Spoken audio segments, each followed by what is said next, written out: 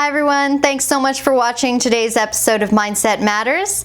Today I'm going to be talking specifically about the ego and how your brain actually works to keep the ego safe. And in doing so, it's actually keeping you the same and stuck in your comfort zone. Before I get into that, I'm going to introduce myself. My name is Coach Carissa, and I'm an emotional health and mindset coach. And my mission is to help spiritual people passionate about self-growth and self-mastery overcome fear in their minds so that they can pursue their purpose and live the life that they were born to live. Thanks again for watching. Today we'll be talking about the ego and self-perception. So what is the ego, or what do you know about the ego? We've heard a lot that an ego, people say, oh, his ego's coming out. That ego is almost kind of like a behavior trait. That's not actually true. Ego is actually a self-perception that's built up of our experiences and the things that we were taught all throughout our lifetime. And we keep reinforcing this concept of ego by saying and doing the same things over and over and over again. If people tell you something different, not believing them, and just reinforcing that mentality of this is who I am and this is how the world works. Now, the brain, if you were to look at your body or your mind as almost two separate entities, where it's the animal brain that's designed to, survive and thrive. And then we take a look at the spiritual mind, or the emotional spirit. I believe we're actually two parts put together. We've got this creative spirit, and we've also got this animal mind. And the thing is these two can actually conflict. So before I get into that, I want to talk about the ego and how that fits into the animal mind. So the ego is actually a part of the animal makeup. And what it is in order to survive, the human body needs to identify itself with something. It needs to have an idea of who you are. So if you were to write yourself right now down, on a book or in a story, what kind of character would you be? What would you look like? How would you walk? How would you talk? How would you deal with confrontation? How would you deal with challenges? What obstacles would you have? What would your problems be? What's your backstory that reinforces why you have these problems? What things do you commonly say to people? What are you good at? What are you not good at? All of these things are part of that ego self-identity. And the interesting thing about the brain and the animal side is that it will do everything in its power not to protect your physical body, but actually to protect that ego identity. This is what we call a death of the ego. Is through more self-awareness, we can actually start to objectively look at maybe some false perceptions that we have learned through our experiences or through other people. It's when we can objectively start to look at ourselves and be like, well, that doesn't actually make sense. Or, that's based on something that's totally out of my control. That has to be false. And as we start to shine more awareness on our old habits and our old ego, we start to break it down. This is what's called the essential death of the ego.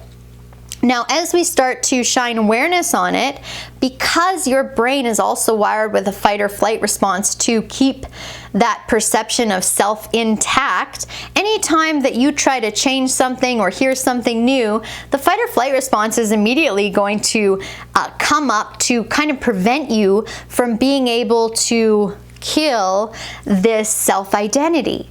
So you'll experience things like if you try to, for example, if you try to quit drinking and you're an alcoholic, you'll experience massive cravings for alcohol. If you try to stop smoking and you're a smoker, and you believe that I am a smoker, then you're going to experience intense cravings for cigarettes. We are so much our minds, you guys, it's unbelievable. As you start to shift our self-perceptions and the things we say about ourselves, we actually can start to change our self-identity, and we change the way that fear response reacts to that self-identity. So this is all about the ego, changing the ego and really stepping into that creative spirit. Who you are not your mind. You are a creative, powerful spirit. You are in control. You are the observer.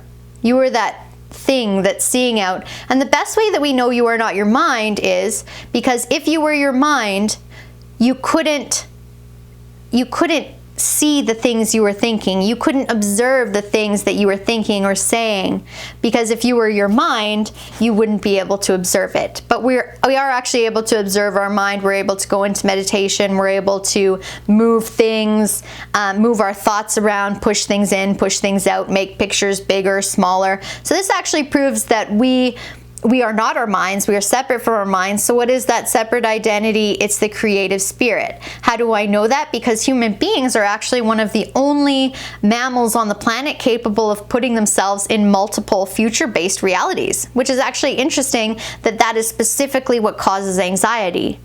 There's so much on this topic. What I'm really getting at here is the idea that who you think you are is nothing but a self-perception that you keep reinforcing every day. So the next time that you get mad at somebody for saying something, ask yourself, what if I did listen? What if I did potentially consider their point of view first? What if I considered that maybe I'm wrong on this? This what if questions, what if I'm wrong? What if there is another answer, is really the start of breaking down the ego and emotional awareness, starting to notice your patterns. And the other side of that is, as we start to break down this ego, we start to reconnect with this creative, spiritual self. And we start to get to be in touch with who we are, why we're here, what we want to do, what we need to do, what we're passionate about, so that we can live a fully fulfilling life in this world.